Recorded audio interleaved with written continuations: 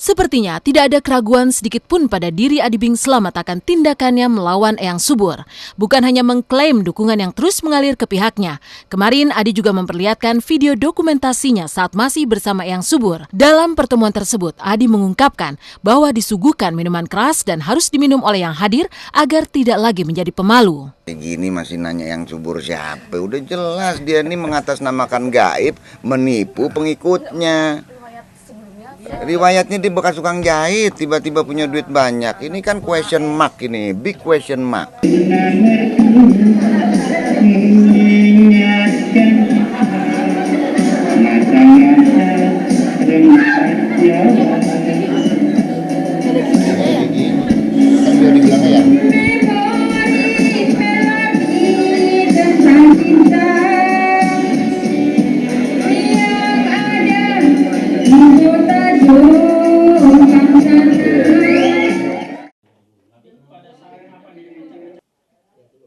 Ada nih sini. Itu istrinya tuh, lagi hamil. Nanet. Nah, oh ini. Septian. Di. Wah, ini siapa? Boy Tirayo. Anaknya nih. Anak dari si pertama.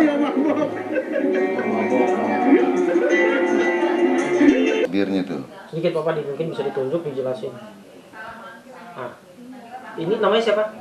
Ini anaknya dari istri yang pertama. Namanya Bang? Heru. Itu botol bir ya? Minuman bir? Iya, ini gelas isinya bir hitam. Ada yang diminum melalui gelas, ada yang langsung dari kaleng. Bebas. Memang syaratnya harus minum. Katanya alasan dia ya biar kalau joget tuh nggak malu. Orang dibikin lupa. Pesta miras ada, cumanya kan memang kadang pakai kamera saya, kadang pakai kamera dia ya. Jadi dokumentasinya banyak tuh si Subur. Entah bagaimana reaksi Eyang Sepuh setelah melihat video yang diputar Adi kemarin. Yang dilakukan pihak Eyang Subur hanya akan menyurati Kapolri meminta perlindungan. Sementara Adi kian yakin kalau yang diajarkan oleh Eyang Subur adalah ajaran sesat. Dia udah lapor ke Allah belum? Ke malaikat belum? Itu aja dah. Kalau masalah lapor saya bisa lapor kemana juga. Dia tuh orang yang takut masalah hukum si Subur. Karena dia cacat hukum. Silakan aja dia mau lapor apa, emangnya saya nggak ada kenal jenderal di Mabes. Kami tidak akan melapor dalam bentuk pidana, tapi kami akan membuat surat laporan perlindungan hukum, permohonan perlindungan hukum kepada Kapolri. Karena kenapa? Sudah ada ancaman 3 kali 24 jam. Kalau memang tidak, ya kan, ormas ini akan bergerak ke rumah Eyang. Artinya apa? Eyang itu klien saya punya hak secara hukum untuk dilindungi oleh siapapun. Seolah memperkuat pernyataan sang ayah akan ajaran Eyang Subur yang dianggapnya sesat, Azana, putri Adi yang mengaku pernah ikut ke rumah Eyang Subur, membeberkan syarat lain yang digunakan Eyang Subur untuk menjinakkan kliennya. Itu doang, minum kopi pahit, kopi manis, sama air garam. Dan itu sekitar jam berapa ya? Jam 5, jam 4 abis subuh deh. Setengah 5. Jadi kita tuh diem. Ini depannya udah air yang kita sediain gitu. Ntar kalau ada yang teriak, ada orang Subur itu, laksanakan. Ntar baru kita minum tuh buru-buru air garam dulu. Air garam sisain setengah. Minum kopi pahit, baru kopi manis. Nah nanti sisa air garamnya itu buat cuci muka. Abis itu baru mandi gitu. Perseteruan Adi Bing Slamet dengan Eyang Subur bergulir makin panas. Tak lagi hanya soal ajaran sesat, Adi dan teman-temannya yang telah memberi kesaksian merasa sudah ditipu dan diperas oleh Eyang Subur. Tapi menurut salah satu murid Eyang Subur tidak meminta uang pada artis. Yang ada justru sebaliknya, memberi uang ke artis sebagai penghibur si artis yang tengah terlilit masalah. Itu benar. Jadi pada saat Eyang melihat orang ini butuh, dengan apa yang dilihat Eyang, ya Eyang berikan. Ikhlas diberikan. Ada motivasi apa? Gimana? Tidak ada motivasi. Iya udah ikhlas.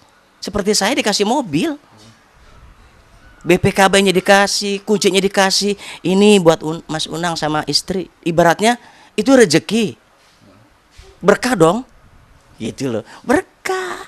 Gitu. Ya saya dikasih, masa saya tolak. Terus katanya artis-artis dimintain uang. Enggak. Kenapa yang membagikan uang pada artis, membagikan hadiah pada artis? Ini saya minta tolong diluruskan ya. Artis itu pekerjaannya adalah menghibur masyarakat, membuat orang senang, betul kan?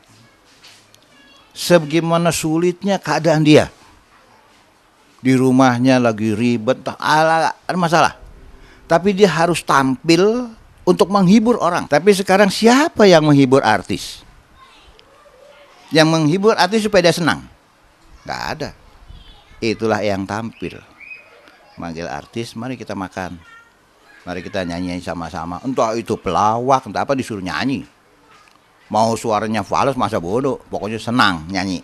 Setelah itu saya dikasih hadiah sama yang supaya dia senang. Tolong ngebela dalam sisi lain, ngebela aja, nggak usah dikait-kaitkan seorang si subur ini dengan agama, keyakinan. Dia bukan agama, bukan keyakinan. Dia 100% itu ya, cuma lagi begini nih ya.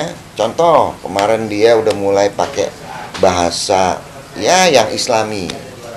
Sodako, sabar. Wah, itu orang biadab. Nggak ada yang namanya si subur itu orang yang sabar. Nggak ada, emosional, memaksakan kehendak. Sama juga kalau dia lagi minta uang sama orang, perintah harus jam sekian nggak boleh lebih, nggak boleh kurang. Perintah gaib, perintah gaib. Lain dengan kisah Adi yang mencari ketenangan spiritual dengan melawan Eyang Subur. Sejak 3 bulan lalu, Dewi Sandra mantap berhijab setelah tidak tahan terhadap pesona spiritual dari 2 wanita yang mengenakan hijab, mamanya sendiri dan sang mertua. Lalu benarkah Agus sang suami sempat kaget saat mengetahui Dewi sudah mantap berhijab? Saksikan hanya di Intens di segmen berikutnya.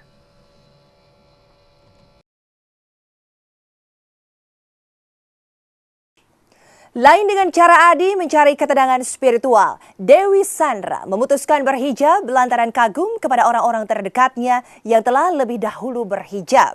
Sempat menimbang-nimbang selama 1 tahun, Dewi akhirnya memutuskan berhijab pada bulan Desember tahun lalu. Benarkah Agus sang suami sempat kaget sekaligus bahagia saat Dewi memutuskan untuk berhijab?